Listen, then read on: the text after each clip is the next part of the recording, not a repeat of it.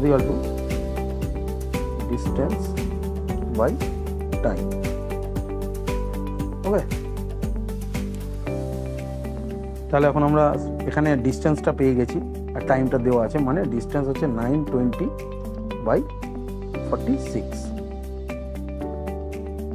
তো এটা কাটাকাটি করলে 46 দুগুণে 92, 20, অর্থাৎ 20 মিটার পার সেকেন্ড।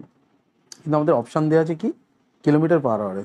তাহলে এখানে আমরা এটাকে কী করবো, কিলোমিটার পার আওয়ারে কনভার্ট করতে গেলে কী করতে হবে, 20 × 18/5 is equal to 72 kilometre per hour.